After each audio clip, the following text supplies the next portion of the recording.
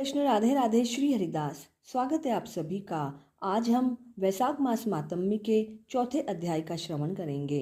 तीसरे अध्याय में हमने शैया, चटाई, कंबल का दान एवं विश्राम गृह निर्माण का मातम्य श्रवण किया था। आज के इस अध्याय में अन्न, जल तथा कंदमूलों का दान का मातम्य श्रवण करेंगे।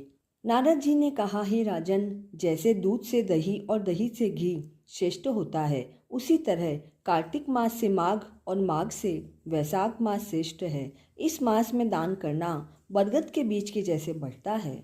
मेष की संक्रांति में भगवान का ध्यान करके स्नान करे और फिर भगवान की प्रार्थना करता हुआ यह कहे, हे देव, मैं वैशाख भर प्रातःकाल स्नान करने की कामना करता हूँ, आप इसे निर्विघ्न संपूर्ण करें। हे प्रभु, मेरा अर्घ ग्रहण करें। फिर वस्त्र धारण कर भगवान विष्णु का फूलों से पूजन करें तथा वैशाख मास का मातम्य सुने। ऐसा मनुष्य करोड़ों जन्मों के पापों से छूटकर मोक्ष पाता है।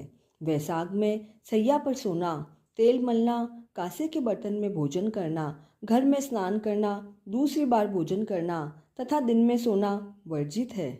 जो मनुष्य इन सब निश्चित कर्मों को करता है वह नरक भोगता है तथा कुत्ते और चांडाल की योनि प्राप्त करता है। एक बार सहस्त्र ब्राह्मणों की हत्या का पाप चाहे जैसे भी छूट जाए, लेकिन वैशाख में स्नान दान न करने का पाप कभी नहीं छूटता है।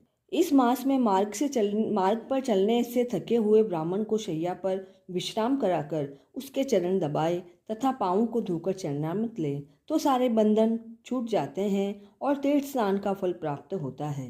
वैशाख में अन्न तथा जल के दान का बड़ा महत्व है।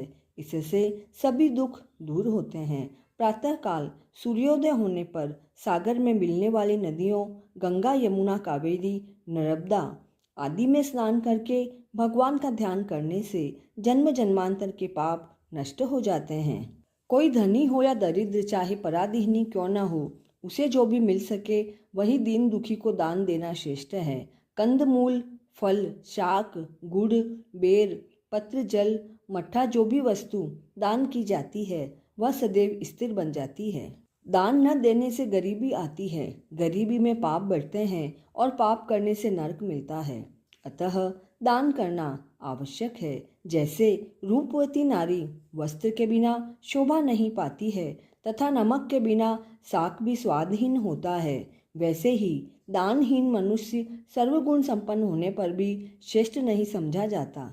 उसी तरह वैशाख मास में स्नान दान न करने वाले मनुष्य के किए हुए सभी कर्म व्यर्थ सिद्ध होते हैं। वैशाख मास में की गई तीर्थ यात्रा तथा इस मास में किए गए यज्ञ तप आदि का फल सर्वाधिक होता है। इस मास के देवता मधुसूदन का जो मनुष्य पूजन नहीं करता वह शूकर की योनि में जाता है। जो मनुष्य भगवान की पूजा करता है वह पृथ्वी का पालक बन अनेक जन्मों तक सुख भोगता है और अपने परिवार सहित मुक्ति को प्राप्त करता है।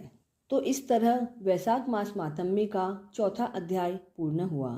वैशाख मास के आराध्य भगवान विष्णु एवं माता लक्ष्मी हम सभी पर अपना आशीर्वाद बनाए रखे। इसी मंगल कामना के साथ जय श्री कृष्ण।